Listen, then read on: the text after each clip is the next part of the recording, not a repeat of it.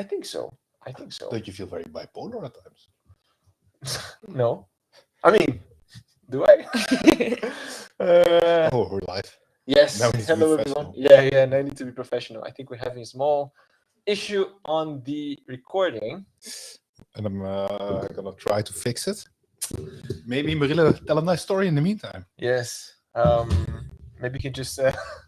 So, hey, everyone. Oh, wow. The camera even zoomed in on me. Bart's fixing some technical issues that we're having with the recording of the podcast. We apologize about that. But in the meanwhile, well, we'll also introduce after we are recording as well, but we have Sofie here. Hi. How are you doing, Sofie? Very good. Very good. Very good. It's been a good day. It's been a good day. Yes. What about your week? Week was great. Week was great. Started off in the mountains. Wow. The mountains? Yeah. What? How come? What'd you do? I work at this company. And, yeah. What company? Datatopics. Wow, I heard about them. Yeah. What are they like? They're just like really nice people. Wow. And sometimes like they bring us up in the mountains. Oh, cool. Yeah. So started off pretty solid. Nice. What'd you do in the mountains? We skied, we snowboarded, we danced, we Had had fun, fun. bonded. Yeah. Yes. bonded. Yes. Absolutely. That's true. Yeah. You're a pretty good skier, I hear. Am I? Snowboarder. Both. Both. But preferably a snowboarder. Oh, really? Yeah. Okay. Cool. What about you, Bart? Are you a good snowboarder? Not really, apparently. No. I tried snowboarding and now I have an injured rib. So Yeah. So there's that. for the people, But I did snowboard. yeah, I did snowboard, right? But the people in the live stream, if you have the pleasure of seeing Bart, and you see him holding his hand above his chest, he's not having a heart attack. He's just I'm not stroking myself. no, it's nothing inappropriate. He's just in pain, just pain, heartache. No, Sounds a bit extreme, but I mean it's true. No, you're suffering. No, but you push through to be here. You're like no. Anything for our listeners? I think maybe we should, for our listeners that will only follow the pod, redo the intro. quickly. Yeah, no, let's do it. Thanks, Alex. You have taste in a way that's meaningful to software people. Hello, I'm Bill Gates. I would recommend TypeScript. Yeah, it writes a lot of code for me, and usually it's slightly wrong. I'm reminded, incidentally, of Rust here. Thus, Rust.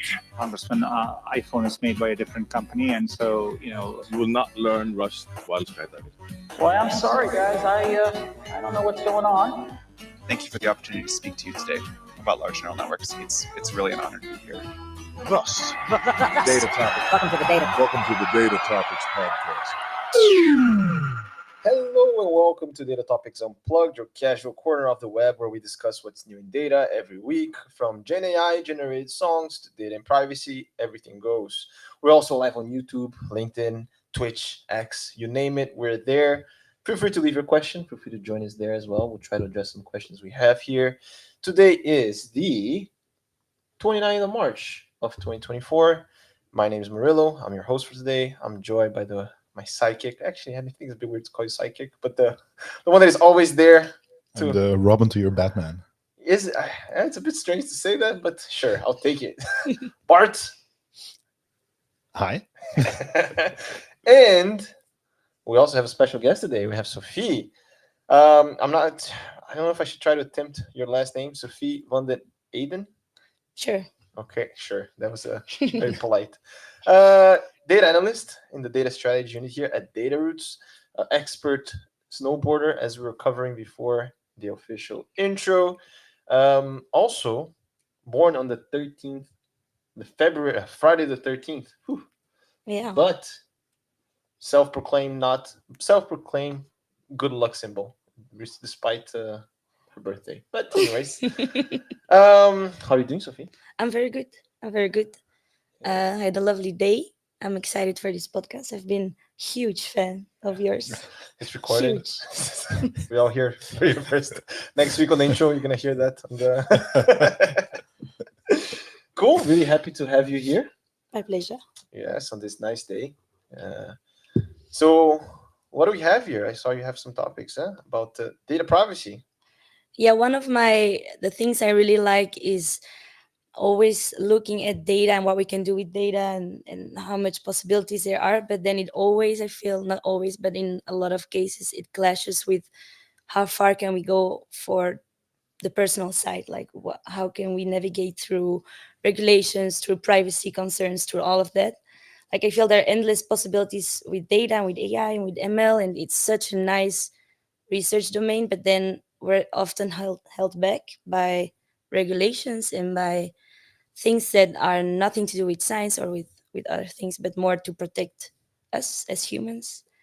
And lately I've saw something very interesting about DNA research. Mhm. So in a lot of cold cases, Is it this one, this thing? yeah. So actually, no, let me introduce Dr. Sofie Klaarhout. She's a very interesting person because she's been doing research into DNA and chromosome Y investigations. And actually, she found a manner to investigate chromosome Y over generations until the first male person in the world. So she Really? can actually go down all the generations of the first male until you and Bart. Not me, because I don't have that chromosome. So it's only male based.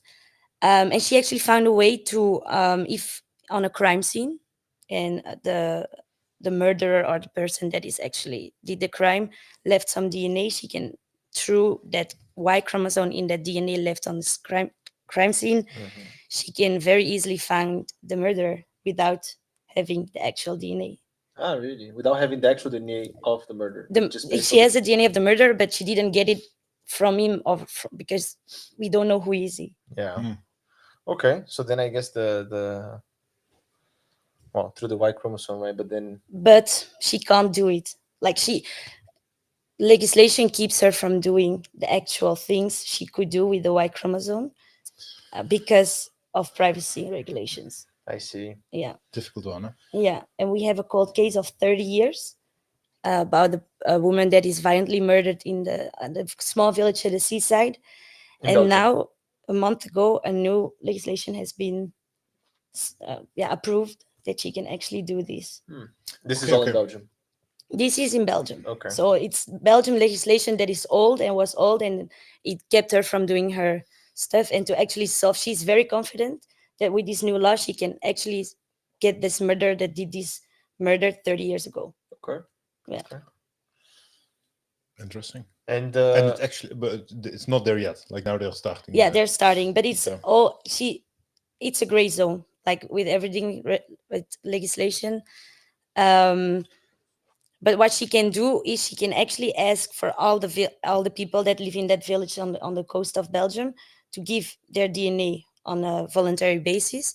And when she will find a match with the Y chromosome of all these people, she can actually find that family. But it can be third, fifth, sixth nephew. It can be go very, very far. And then the police can do their investigation. But now they are on a dead end for the moment. I guess the only way, from what I understand, to be able to use that data is if you're officially a suspect. Yeah. That's the only way. Yeah. So, like until then. For now. For now. Yeah. Do you think this is going to change in the near future? Yeah, I mean, now she's allowed to use families' data. She doesn't need to put them as an official suspect. Ah, okay. Yeah. That's if it's a new legislation. Yes. Okay. Yes. Yeah, it's a bit tricky one, right? I think it's like the whole data privacy versus what you could do if there was not so strict privacy laws. I think the tricky thing here is that some people will maybe work with her in this experiment, and then by accident, their sixth nephew is actually the murderer. And because they helped this investigation, they put away the murderer, but it's also their family. Yeah. And do they give consent about that? Do they, it's not super clear how consent is given with actually putting people behind bars. Yeah, it's a bit of a, because there's also the argument of if you have nothing to hide, then why do you need so much, right? And I think in the US the privacy laws are less. Way less. It's a big difference. Yeah, there's actually this case here, right? Maybe I should There's also, but I find when we map this to data privacy or privacy in general, like where is the cutoff to this, right? What do you mean by the cutoff? Like, I don't know very much about this domain, but like if we move this to messaging platforms, right? Like if you do WhatsApp, used to not be end-to-end encrypted. This now still some debate whether or not they can actually read it if let's say law enforcement requires it. Signal is fully end-to-end encrypted, no one can read it. Yeah. And I think you can make this argument like privacy is super important. No one should be able to read your personal messages. You can also make this argument where you say, for legal reasons, for criminal investigations, for example, there should be an opening to read these messages. And I think like that is a bit like the threshold, like where do you want to still be able to do something that you feel like this should not be done for legal purposes, to investigate something versus blocking everything. I think the other thing too is the proactive versus reactive, right? Like if you know that like there's communication about, I don't know, very dramatic, it's like the terrorist attack kind of thing, right? Yeah. And it's like if you could just kind of monitor, then maybe you can proactively mitigate that. But that's even one step further. That's monitoring. Exactly, right. Then where do you exactly what's the threshold then? Yeah, exactly. I mean, I'm not. It's a slippery slope. It is a very slippery slope. I'm not for that, just to be very clear for everyone that is listening, right? But I do like that's an argument that we do here. Thanks, Bart. This was talking sideways in this mic. Yeah, I was trying to be like cool, you know, when you hold the thing sideways like the rappers do. But it's a podcast, anyways. But yeah, so indeed, I'm not for that, but I think that's an argument that you hear, right? It's like you can be proactive, if you have nothing to hide, why you're so afraid, etc., etc. And I think for also the other dimension to this, because we're talking about medical data, like DNA. Yeah. If someone, because I think arguably, like, right, if you monitor my messages and maybe you can blackmail me or something, like maybe there's something you can cancel me or whatever. There was also, I think this reminds me a bit. There was, I think, 23andMe, I think is the name of the thing, Bart. 23andMe, yeah, the big data leak, I want to say 3 months ago. Let me see if I can find it. 23andMe, for the people that don't know it, is a service where you can send a DNA sample. Yeah, commercial data, yeah. Yeah, and they do an analysis of your DNA. Yeah. And you get back a bit of an analysis of your what is your ancestry. Exactly. And they can also link that to other people if you opt in for that. To link that to other people that are also allowed to find relatives on 23andMe. Yeah, and then what happened? This was in December of 2023, December 4th. That's my mom's birthday, by the way. Shout out. 23andMe confirms hackers stole ancestry data from 6.9 million users, and well, it's not good, right? But then being a bit devil's advocate here is like, what's the worst thing they can do with it? But there was also ancestry data on there. Yeah, I think that is maybe like, I don't know, if you have a son or something, you know, that can be a bit sensitive. But like maybe you're now on there, and then these hackers found out that you actually have a son somewhere. Yeah, that your current girlfriend doesn't know about. Yeah, I think that's one, right? But for example, if you just have access just to your DNA, right, your DNA data, like without the connections, what's the worst that they can do? I think, again, being a devil's advocate again, right? Even there, like, we're not doing much with DNA yet, but from the moment it's starting to be used for insurance purposes, these type of things, it becomes super. That's true. Valuable, and that's also the conclusion I got a bit, right? Maybe you have you have a predisposition to Alzheimer or something, and maybe that's something you can map on your DNA. True. And having the information is very powerful, right? Like you can have a lot of leverage over someone. True. Like maybe, like you said, insurance companies, maybe if you know you have a predisposition for this, they'll be less likely to insure you or to be able to pay so much, or I don't know. I think there are, I mean, let's say 10 years from now, you want to become the Prime Minister of Belgium. Murillo for Prime Minister. And someone knows that you have predisposition for Alzheimer. That's very much blackmail material, eh? Yeah. Yeah. Destroy your career. No one will vote for you.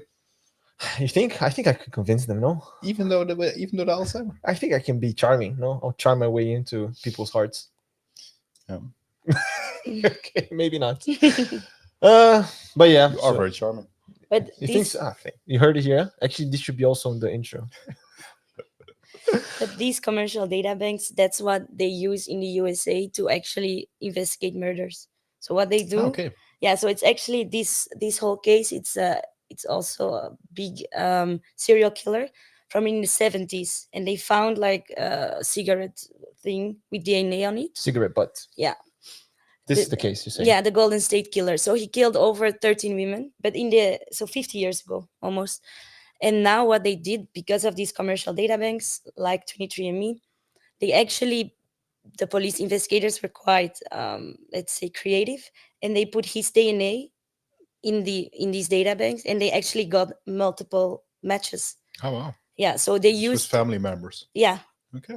and cousins and all that, and then okay, with a lot of effort in drawing the family trees, they actually found him, and he's now arrested. He was still alive. Yeah, and it's Oh. yeah, and it's all because of Wow. the creativeness of these policemen. Because in Belgium you can't, like the Yeah. policeman he acted like it was his DNA, because you have to fill in all these details, and then he just put in the sample of the Cigarette butt. cigarette butt that he found next to the Well, dead they body. just pretended to be a consumer. Yeah, like a regular, Okay, like okay, you and okay. me would do to just find out who's our ancestor. Okay, wow. Like very creative, but there it's not illegal, so they can do it. There's not too much. Yeah, but in Belgium, impossible. Also, we don't have really these. But like, I'm drinking my drink now. Yeah, So what you're saying, like, I'm gonna take this bottle after the. I could. He has a Ziploc bag next to him. He's just gonna zip it up. So what you're saying is like you could send this to 23andMe, like as if it's yours, Yeah, and you just be like but that's 50% Japanese or something. yeah. No, but I mean, I know that a lot of these police officers, they actually chased alleged murderers. They followed them in restaurants, and when you were done with eating, they went to their plate, took your napkin or something, and that's how they actually could prove that the DNA on that napkin was the same DNA in the crime scene, and then they could put it in these commercial data banks, and they had who that person was. That's very creative, but then I mean, Yeah. who's controlling this and who? Yeah. Are you for? Do you? What is your opinion on this? I mean, the family of these people that put their data, and then do you need to know I'm 50% Japanese or I'm 50% Brazilian? They didn't give consent for the investigation. Yeah. So their data is used for other reasons that they actually put it in the database. They just wanted to know where they're from, or who's adopted them or something like that, or was not adopted them, but yeah. And now suddenly, like their brother or their sister or is now arrested. So yeah, it's a bit. It feels very fishy. Huh? I feel like if you give your data, you have to know for what purposes. I think that's one of the base things of privacy. Yeah, you need to consent. And now, yeah, because of creativity and with like lack of legislation, they could just do what they want. Yeah, I see your point. I think it's I think mean, that is a discussion point. Like, I think the default is that you need to consent to everything it will be used for. But the question is should that also be the case for legal investigations, for serious legal investigations? Or should this just be allowed to do it? Yeah, it's a gray zone. It's a gray zone. But I think even I think most people would agree in ideal world that's okay, right? Like if there is a crime, there's something very serious that you need to. Yeah. And the question the person, is what is serious, right? That is the threshold. And also who's managing it, right? Like if you say there's someone looking at it, but you know for sure that they will stay in whatever, like it's not gonna go anywhere else. The person's not gonna tell anyone. There's no, like there's no, the person will have no influence over that information that they just gained. Kinda, right? Like if it's an automated system, for example, right? It's not a person, but you know for sure that it's not gonna. So it's like the governing body plus what is actually a serious offense that this is actually justifiable. And I think that's where people probably are not going to agree always. Right? What's your stance on this, Bart? On whether or not this should be allowed. Illegal Yes. investigation. Or in which, how should it be allowed if in any way? I think it should not be allowed, like Sofie was explaining that it was done to it in the US with like, let's pretend to be a customer and use someone else's DNA. That should not be allowed in a formal legal context. I think if they're this is, I don't know. I think it's a bit of a controversial stance maybe in our world where privacy is holy for good reasons. But I think if there are very strong arguments to make from a legal point of view, and that there is a serious crime going on, and because of that you ignore the consent law basically, and you open up someone's data, I think there should be an opening to do this, but with a very clear legislation and framework. And of course, that becomes super hard we're in a world where boundaries have become very virtual between countries. So what does it mean then each country? And yeah, it's a tricky one. But you do think there should be a way? I think there should be a way. Okay. There should be a way. And you think so too, Sofie? I think also in Belgium now we are evolving towards that. But before, the only thing we could do is we have a database full of DNAs of previous murders or previous people who were arrested. And now the DNA on the crime scene could only be a perfect match. That was the only way to match DNAs. But that means that it would only be about people that already did a crime. So new people were never in those databases. So that is just very limited because we can see a lot in DNA. Like it's also very personal. No one has the same DNA as you have, except your identical twin, maybe. Yeah. But it's something so powerful, and because of all these rigid legislations, I think we're losing a lot of all the research that has been done. And I think we can actually go towards a more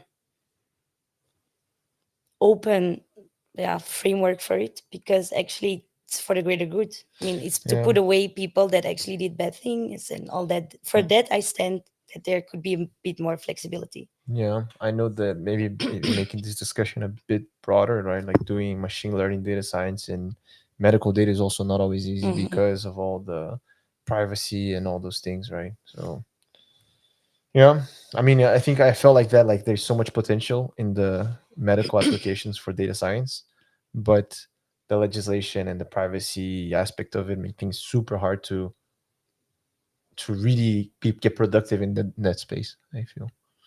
But would you give because some people just say like, let's all give all our DNA, everyone, and then we have this whole database, and then every time we have a crime scene, then we have always a match or something. Would you? If they ask you right now, would you give your DNA? I feel like the correct answer is yes, but I wouldn't. You wouldn't? You wouldn't, right? But yeah. But that's the thing, like, why wouldn't you? Because I think that's the natural next question, right? Why wouldn't you? I don't think that it will be secure enough that it will not get leaked. Okay, that's a good answer. I was like, are you planning to commit a crime, Bart? Like, but also like we all know how these things work. There's bias in the system. Much more machine learning models are being used for decisions. Let's say I commit a crime via my DNA. I'm linked to my kids. Will it impact my kids' decisions on, for example? But you mean like people knowing that they are your kids? People knowing that they are my kids. Yeah, I think so, right? Like, I mean, that will be becomes part of the feature set. I see what you're saying. Like they, in the new, try to apply for a government position. I mean, that could be the case today, right? Like if my father is a convict or something. Well, the thing is, with you, for example, we don't have a track, because I'm from a exotic land of Brazil, where everything goes. But that means also like data quality is important. There's if like let's say take this hypothetical example that you just told me, where I'm gonna take your bottle just to know what your ancestry is. I'm gonna log in, create an account on 23andMe, Bart Smeets. I'm gonna use your DNA just to get a view on you. Yeah, big data quality issue. Like, yeah, that's true. 15 years from now, that's true. 20 years from now, my kids. They will create that account on 23andMe, and they will be like super confused. Brazilian, Japanese, huh? Yeah, I can see that. Have you done the 23andMe actually? No. Would you do it after this leak? I've always been a bit hesitant because of the US company. I would be. I'm interested in the information that would come out of it, but I would be. It would be an easier thought process if it would be European based. But also because of the data privacy legislation, no, in the EU. Yeah, exactly. Yeah, but that's the reason. That's the reason. She links back to what we were talking. What about you, Sofie? I'm pretty sure where my ancestors are from. Belgium? Yeah, it's pretty boring. But I mean, also I know that in these 23andMe databases, it's also very American. Like there's not too much other ethnicities in it. Yeah, but there's a lot of American people that come from. True. But that's why it's so popular there, because they want to know that I'm 10% Irish, 20% Italian, because that's also how it is. But I'm not too interested in that for the moment. You know, one thing on the ski trip, I was talking to Nick, because a lot of last names in Belgium actually are like Van Mechelen or something, right? Like which means like from Mechelen or Van Heel or something. And Nick is from Heel. And Mechelen is a place name. Mechelen is a place, yeah, it's a city here. We have a colleague Van Leuven, right? Which is and then I was like, high level of creativity. Yeah. But I mean, it's funny because funny, not making fun of anyone, but in Brazil as well, like if you go play football or something and like they have two people with the same name, they usually give a nickname from the city where you're from. And I imagine it's like, for example, there's a football player called Alexandre Pato, and Pato is like means duck, but actually it's because he's from a city that's called Pato Branco. So it's like if you see his shirt, it's like Alexandre Pato, like became his name almost. And it's like it's kind of the same, right? And I was telling Nick, he's like, oh yeah, actually, there's a lot of people in my city, Heel, that is a Van Heel. And I was like, they've been staying there for like generations, you know. And it's kind of like the same thing. I think it's in Brazil, it's not common, right? Of course, because we have a lot of people that came from other continents, including Japan, including Africa. But I feel like here in Belgium, I find it very interesting that you still see that, you know, the people that they've been here for generations, you know, generations and generations. So just a fun fact for the people. I don't know how we got to this fun fact. Yeah, no, because she said that her family's from here, and I was like, yeah, I believe you. Because, yeah. I think it was something that I noticed when I came to Belgium, is that people go to the same supermarket that their parents and their parents before them and their parents before them. Oh, really? Like the same branch, not necessarily in the same place. Like on all the. Once you go Corret, for example. Yeah. Once you go Deleuze, you don't go back. Corret. Yeah. Maybe just to another fun fact on the name thing. I heard this from a high school teacher in Brazil. High school, maybe before. So I haven't fact checked it, but he was saying the word name comes from like Latin or Greek or something, that from the word numen, which means destiny. That's because like there's also last names that are professions, like Schumacher, right? Like shoemaker and whatnot. So in Germany as well. I see Alex nodding. Yes, Alex is my reference here. So yeah, which makes sense, right? Because back in the day, like your profession was probably going to be a family profession, right? So it was your destiny to become a baker, a shoemaker, whatever. So just a little, you know, dropping some maybe true, maybe not true knowledge here, but it's fine. You had troubles pronouncing my last name, right? No. But actually, it means in English it's very easy. It means from the end. From the end. From the end. End of. No, so I think supposedly it is because my family always or used to live at the end of the street. It's simple. Oh, okay. You even bought a heart attack. Yeah. No, but it can be very simple. But okay. So. But it almost feels like nicknames, you know. I just asked ChatGPT what Murillo means. You know? I think maybe. It's very deep. It's a Portuguese origin, often associated with Brazil. Really? It says that? Yeah. It is derived from the Latin word muros, which basically just means wall. Yeah. Muros is wall. Yeah. Okay, cool. Yeah, but actually I heard from someone that speaks like Murillo or something. Like wall to me is a bit like a bit of a letdown, right? I expected more. Yeah. But symbolically, the name Murillo can be interpreted to mean protection or strength. Oh. As walls are typically built to protect and enclose spaces. Wow. Can we get applause there? It's okay. Just a guy. Just call me Murillo. It's fine. But yeah, I think I actually heard that Murilo. I don't know. Actually, I heard someone like in French. Does it Murillo? Does it mean anything, Alex? Do you know? Murillo. Yeah, actually, I heard that it means like small wall, which to me felt a bit useless. But okay. So actually, I knew that, but I just didn't want to put it there for everyone to know.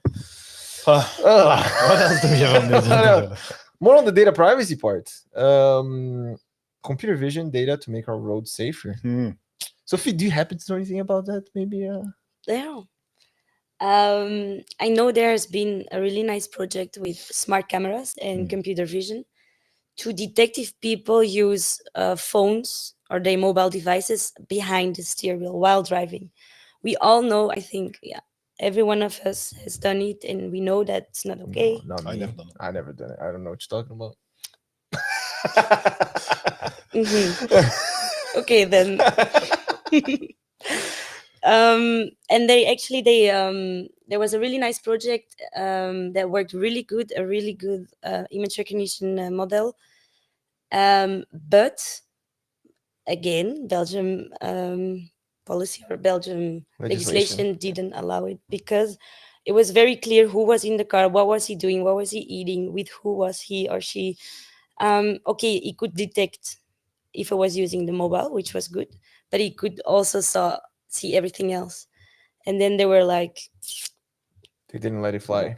Yeah. And who's owner of the data? How do we store it? Do we blur the faces? All these kind of questions popped up.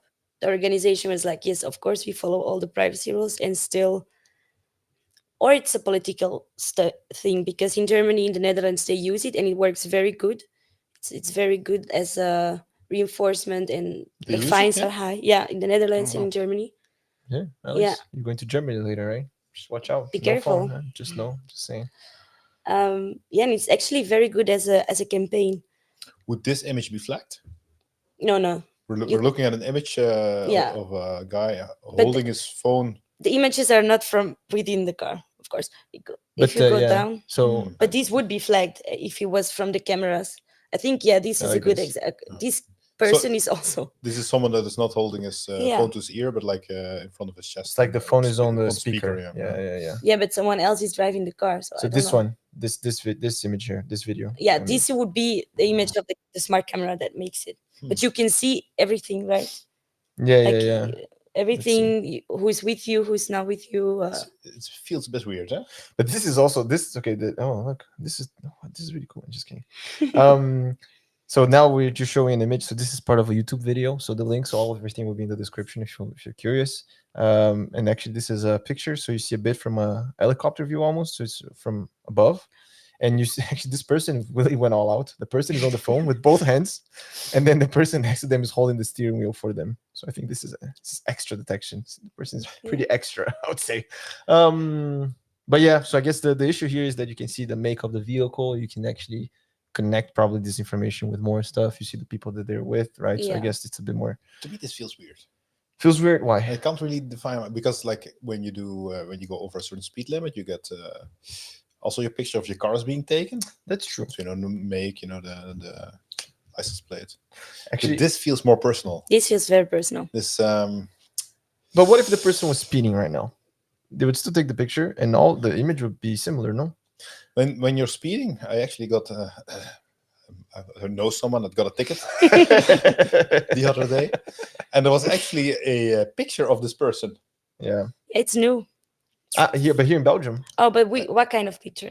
In the car. Like this person behind the driver. Like this person behind. It wasn't a good picture. Yeah, he's like, it wasn't from the right side of this said person.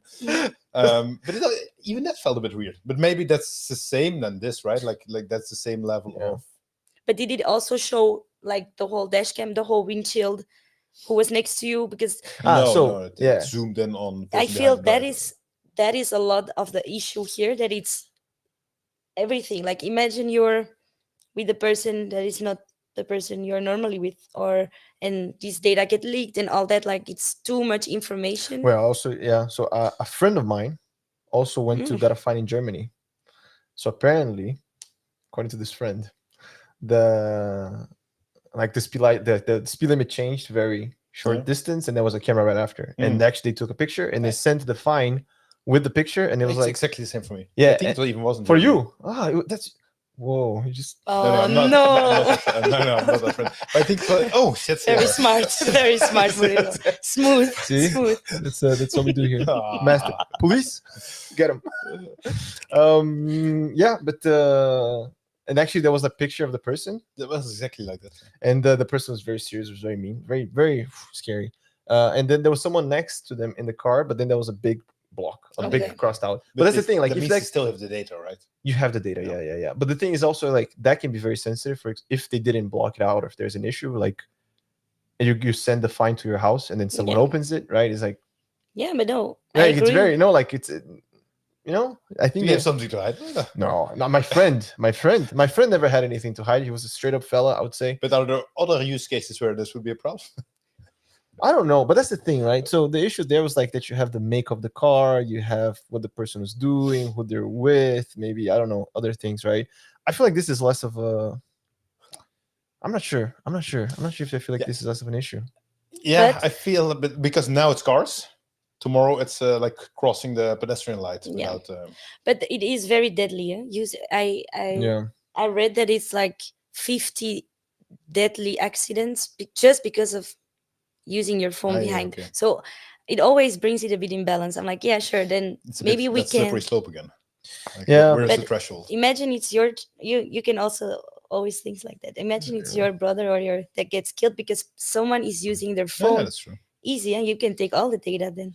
Yeah, So yeah. it's I think here on this thing, it says 2021 alone, there were 1,000 accidents caused by distraction, among other things, due Germany, to yeah. cell phone. Yeah, this is in Germany.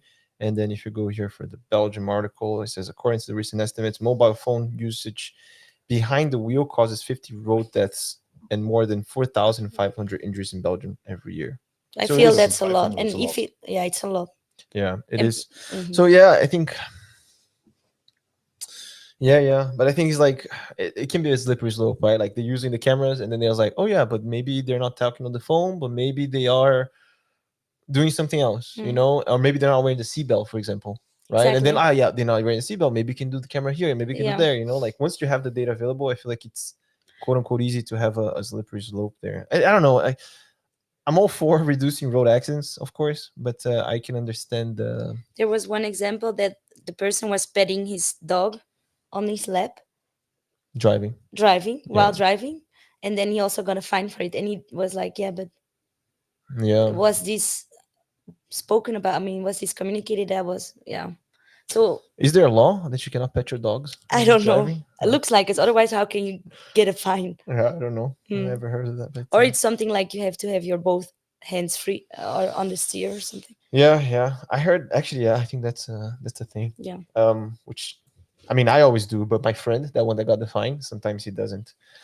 But yeah, These cameras, they do like in 1 hour, they can have more.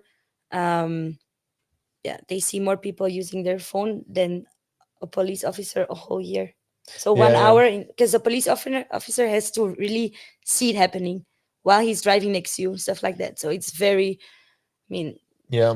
But that's so in Belgium, that's how it works, right? Like you have the speed cameras, so it's automated, or you can have a police officer yeah, that can give the fines if there are other infractions, I guess. he has to see you using your phone, Yeah. like Or not really wearing the seeing it. seatbelt, or Exactly. like making a turn But, without yeah. the turning light or something. So All it the other doesn't happen that infractions. often, Yeah. you know. And with these cameras, it's so efficient. Yeah, in the US as well. I lived in the US for 4 years, and the way that they actually do the traffic control is also with police officers, but they actually do it quite a lot. Like they actually have that's the main way. So Okay. they actually have a lot of police officers, and I think I may be wrong here, but I think they even have some quote unquote quotas, like to give Yeah. warnings or stuff. So like they expect police officers to be on the road and keep the road safe, which I thought it was a bit inefficient before I moved there, but now I actually think it's pretty good Mm. because in Brazil it's mainly speed cameras as well, and with Waze and all these other You know apps, where you they know are, exactly where yeah. they are. So in Brazil, like people speed and they slow down for the camera, and then they speed again, and Yeah. all the other infractions are just unaccounted for. Actually, in Brazil is a bit different because it's not a police officer that gives the fines. There's a special police officer, like he's a traffic control guy, and they're the only ones that give fines. Okay. Regular police officers don't. But then it's like I think it still gets very messy. But yeah. But then for this one, verdict on the cameras for phone usage behind the wheel. I would say go. You're 'Cause, pro. Yeah, Pro because this idea. also you're on a public road. You Yeah, have that's no, I mean, you're not in your house, you're not on your private domain, and you're actually putting other people in danger. That's for me like a hard. But then, like talking Pro. about the data privacy part of the Yeah. discussion is that you need to give consent. You're not giving consent at all here, right? But But let's law say enforcement. if the police officer is standing next to the road, she's exactly the same thing. Do you give consent then? But like the police officer is not a system, right? Like, see what I'm That's the saying? difference. Yeah, it's not stored anywhere. It's just So if there's like on every corner a police officer standing, that's fine for you. well, the Brazilian me wants to say no, but yes. No, I think it's more like I think the whole issue is that there's data is recorded and can be Yeah, shared with and people, right? With the police officer potentially watching, leaked, potentially yeah. leaked, exactly, right? If it's a police officer, he's not going to share his memories Yeah. with someone, right? Potentially used for different things. Exactly, right? What about you, Bart? Are you pro or? Well, after this person that I know receives this picture, well, that's fine. It's too late, huh? I think we That passed it. ship We're has past sailed, it. Bart. If I just need to say like a blanket yes/no statement, I'd say yes, I'm fine with it. Okay. I feel like you were a bit, strong-armed into that, And you? Would Me? you? Oh, that's not how this podcast Oh, it works. It's doesn't. just, Oh, okay. But to me, it's very much a slippery slope, right? Mm. Like, I think I'm fine with like next to a speed camera that there's a camera that also looks at maybe it's the same camera that looks at whether or not you're holding your phone. Yeah. From the moment it's at the pedestrian light, I'm like, like maybe that's one Okay. step too far. Like then it becomes really like real-time surveillance of people, right? Yeah, like the Big Brother Yeah, kind of thing. I don't know. I don't know where the start there and stop should be, to be honest. What about seatbelts? I think that's a controversial one because arguably, I think that's only controversial for people from Brazil. Yeah. no, but I feel like the argument is if I don't wear a seatbelt, I'm putting myself in danger. Seatbelts today you cannot not wear. Like your car starts beeping, you go crazy. Yeah, you yeah, need to wear yeah. your earplugs if you No, want but to. don't get me wrong. I always wear a seatbelt. Yeah. My friend, no, just kidding. Like I'm full for it, right? But if someone comes to me and say, "Look, it's if something happens, it's my like I'm not hurting anyone. Like it's not like like if you're on the phone, you may cause an accident, you may hurt someone else, right? Okay. If you're on the seatbelt, whether there's an accident or not, you're just risking yourself Protecting more. yourself. Exactly. So it's more of a self thing, and I should have control of over my body or whatever. Like what risks I'm taking, right? You want to go ski off slope? That's your risk, right? You're making the decision. And I think that argument, I think, has some merit to it. True. I mean, agree. unless with the assuming that you cannot fly through the windshield and hurt someone because you flew through the windshield, like given that. But then you're saying that you would not appreciate it that they do it for the seatbelt, but yes, for the phone. Well, no, I think it should. I think it should be enforced. I still think it's. I'm still for it, right? But if someone comes to me and gives me that argument, it wouldn't be very easy for me to just kind of discredit that, let's say, or to rebuke that. Actually, in Brazil, even I think my history teacher told me as well. In Brazil, it's illegal to commit suicide. So if you try and you fail, you can be arrested. That's what I heard. It was I have a bit of a hard time, like harm for yourself. If that is the main risk, to put that in this situation. But Collecting the maybe I have a speed bike, electric speed bike, Mhm. speed pedelec, I think it's called. You are enforced to wear a certain type of helmet, otherwise you can get a fine. There are special helmets for speed pedelecs. Mhm. This would be a case where you say, Yeah. we're not allowed to monitor this with a camera next to a stoplight Maybe, yeah. I mean, again, because it's only you that has a risk. something like that. I agree, but like to me, it's very hard to define that. But I still think it should be a regulation, though. I still think you should enforce this. I still think so. But but you can You enforce should it. enforce, like, I mean, maybe not with cameras, right? But like the same way that like using this, you get a fine if you don't wear the helmet. You wear a fine if you don't wear seatbelts. I think I don't. If I was making the decisions, I would make the same decisions as well. And I think maybe you can argue that maybe the people that don't wear seatbelts, they don't understand the increasing risk, right? Like they don't have, so it's like you just make a legislation because or the same thing with the helmets. Maybe you can say, yeah, but then you're treating people like kids, and they should just, like, you can go on and on, but like I feel like if I was making the decisions, I would still make pass a law, whatever, like that if you don't do this, then there's a fine, there's this, there's that. So not sure. We also have a question here. Assuming the pictures taken are mailed to the address the car is registered to, along with the fine. I think that is what we would assume. I think the problem with this is that it will probably be mailed to the address the car is registered to. Questions that might not be the driver. And the thing is, it's of course it gets mailed too, but it's also like it gets stored somewhere, right? And that storage can, like, who knows what happens to it? Huh? Yeah, that's for my friend that got the German fine. It was like, it was virtual, right? But yeah, basically they just sent the fine. That was the picture in the fine. So, and we also don't know what is illegal in the future. There was I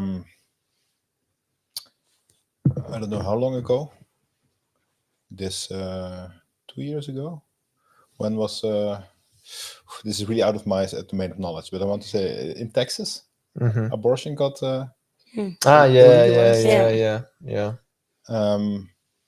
And it's actually like there is, I'm not sure how it was implemented in the end, but at that point they were talking about, like, if you have a tip on someone actually going for abortion, you can get a sort of a bounty. You can get paid for these tips. Oh wow! Which immediately for the major tech players, like, created for all tech players, like, certainly, like, your database administrator becomes a potential leak because someone is paying for this data. Yeah. And I think never, when they were creating this database of this person on Google Maps was close to this abortion clinic, like, Google Maps probably never thought, like, this will at some point be a problem. True. But suddenly, like, there is a new state that you're in, and this is suddenly super high risk data for people involved. Yeah. And I think that is also something that is very hard to understand. Like, even if you say now for this specific situation, this is okay, the data is there. And what does that mean, like, a few years from now? Like, if... Yeah, I think is this the way? I'm going to see if I can... Reject. All right. Whistleblower website for snitching abortion shut down. Yeah, it's a bit yeah, it's that what you were started with, right? Like, you don't know what the future holds, right? So it's like, well, for now I'm very happy that I live in Europe. Yeah. Me too. But yeah, it's indeed, it's like the rules of the game change in the middle. There's a follow-up question on the emailing photos through your address, and I think it's a very fair one. Like, how would it comply with GDPR?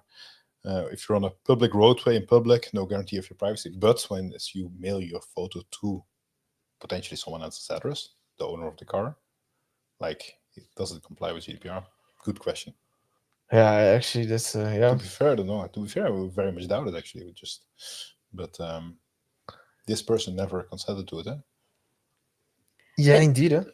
It's But I think police or law enforcement, I'm not sure if they need that kind of consent.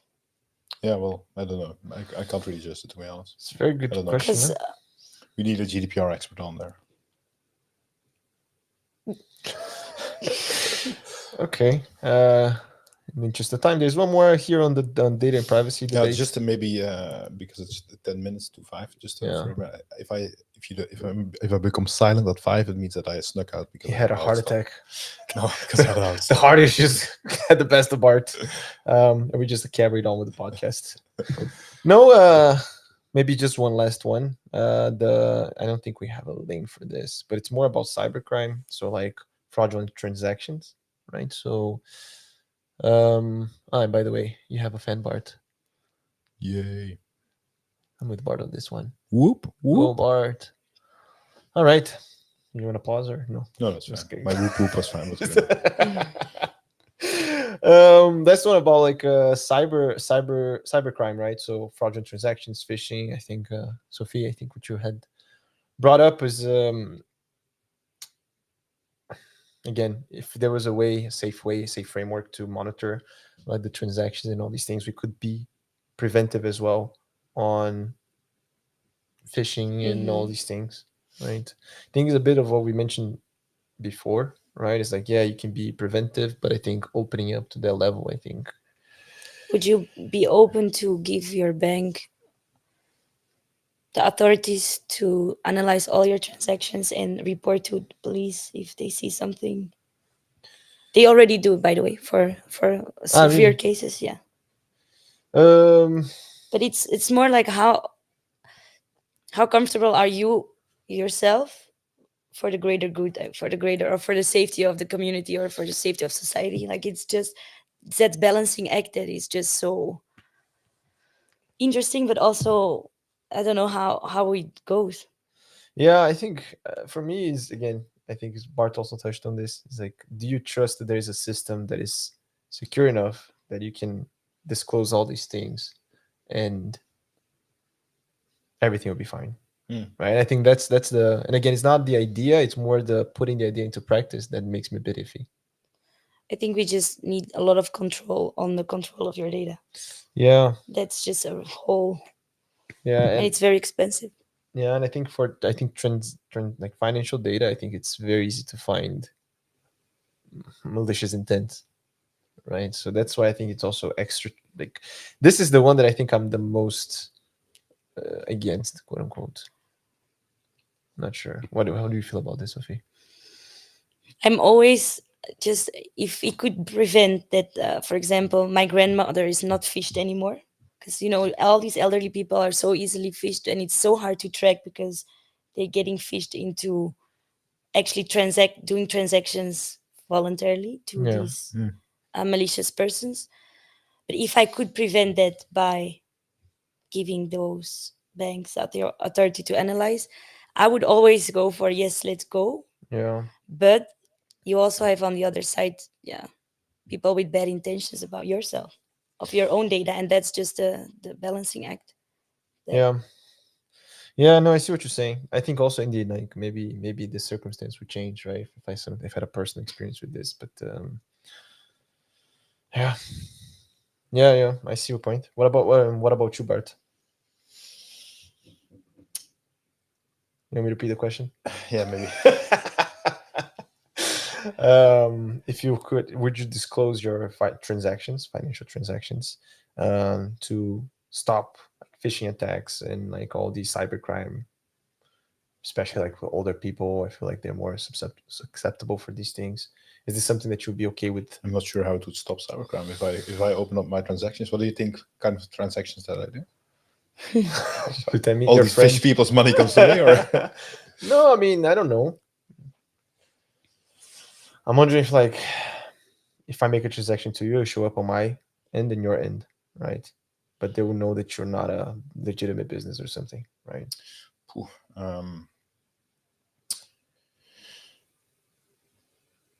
No, I would not. Okay. But this does get done on a more micro scale, like between banks, between clearing houses. Like this does get done. Like there are blacklist and whitelist, and there is monitoring on these things, and we are actually involved in these things, actually doing this. So yeah, I'm very much for it. That's like at an institutional level. Okay.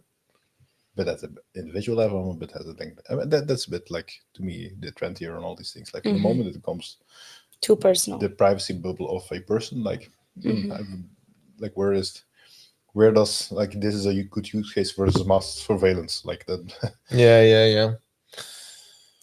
All right, we have maybe Bart. You have a hot take. We have 5 minutes. I'm trying to be mindful of your time as well here. We already do the hot take. Well, I think we're wrapping up. No. Yeah. Okay. It's a hot take. It's a snippet I heard from a podcast of a very controversial person. By the way, we need a special beat or sound for the hot take. We need that. Just I see what you mean. Bit of a side note. Yeah. I see what you mean. But next time. It's not that difficult, actually. Okay. Let me try. You're gonna do it now? Not sure if it works.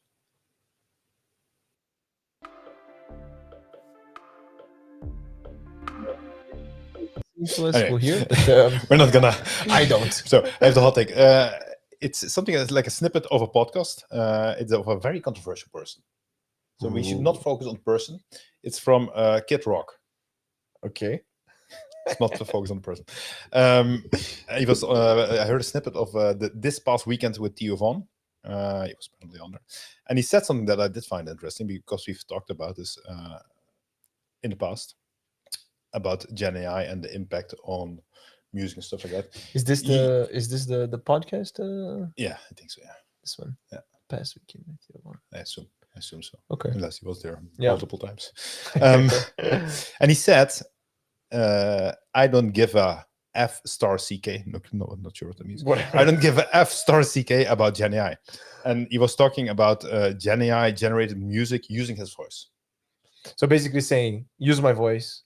I don't give care. a F star CK. Whatever that means. Yeah. Okay.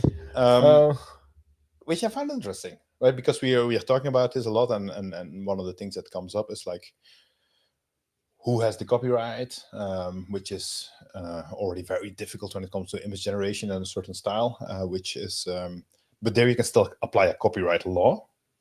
When it comes to deep fakes, copyright law doesn't even apply. Like, you need to be very creative in order to bring this to court under copyright law. And this is more or less a deep fake of his voice. Yeah. Right? And we see this a lot. The performance of these things is also becoming very good. Yeah. I think probably his stance is not the average stance in the music world. I think people are concerned about this. If your voice or whatever of you gets used without any agreement or without any royalties, or and he explained a little bit about it, why he thinks so, and he says a bit jokingly, like, it would be cool if someone does the work for me, creates a good song, because no one makes shit from royalties. The only thing that we as musicians make music from is from performances, live performances. So And basically, at like, this if you point- get more popular because people create GenAI music for you, people are going to come to your shows and you're going to make more money. Exactly, that was his reasoning. Yeah. And he was saying, like, I mean, no one else is going to give a live performance for me. I mean, are you going to buy a ticket for me or for the Kids Rock cover band? He's right there, right? There was I think it's a bit of a side note, but in Japan, I think they did there was a virtual artist or something that they had like holograms of the Holograms of ABBA is very in Oh, really? London. You can Hey, the Yeah. 4 people of the ABBA. Didn't People know about go every day to their shows. oh, wow. To the 4 But that holograms. probably goes to the estate of. That goes to the fund behind Yeah. it. Yeah. Yeah. But I thought it was an interesting take, and it's probably like an edge take, and Yeah, assume that for not sure. everybody thinks it. But it's an interesting way to look at it, and especially I think in the music world, because in the music world, like for the individual artist, probably most of the money comes from performance. But then When it comes to more, let's say, like images, paintings, these type of digital art, yeah. it very much comes from work, right? Yeah, It's a different type of. yeah. But then I think if someone figures out how to make money with his GenAI songs, then he would care. At that point, well, probably he has too much money to really care. But Yeah. if he would just be be a a starting lot artist- of money. Yeah. What if the generated song is actually very popular and then he's forced to sing it on his performances? Well, Yeah. his stance was, oh, that would be easier because then I don't need to write a song. Okay. But what if it's the opposite? What if it's a song that has very Negative. impact. negative, like reflects very negative to his image? I think that's harder for Kid Rock, but Yeah. Okay, but for other artists that could be the case. Yeah. Interesting. Never thought of it from that point. Yeah, and it's interesting to see how this will evolve, because YouTube is also working on this, generating voices, songs via GenAI, but very much in close collaboration with artists, Yeah. with explicit consent. Sam Altman was also on the podcast with Lex Friedman, also talking about like that if your content, like your images, are used to generate something in that style, you should in some way profit from that. That they're thinking about how can we link this to something to the original content, so that in some way you can remunerate. Yeah. I think we're still far from that because it's very hard to link these things. But it's interesting to see how this field will evolve. Yeah, I don't think it evolved so quickly that today it's a bit a free for all when it comes to royalties and copyright law and these things. It's a bit free for all. Don't think it will stay that way. I agree. And talking about generating music from other people's likeness, maybe we can already hit the outro sound. Yes. You have I gotta taste go. I gotta go. in a way that's meaningful to some Sophie, thanks a lot for joining us. You're very welcome. Thanks, Mark. I'm Bill Gates. Thanks everyone for listening. Also, just want to say I would on time recommend, today. TypeScript. Yeah, it writes Smart parts. a lot of code for me, and usually it's slightly wrong. I'm reminded incidentally of Rust here. Thus. Congressman, iPhone is made by a different company, and so You will not learn Rust while skydiving. Well, I'm sorry, guys. I don't know what's going on. Thank you for the opportunity to speak to you today about large neural networks. It's really an honor to be here. Rust. Data topics. Welcome to the data. Welcome to the Data Topics podcast.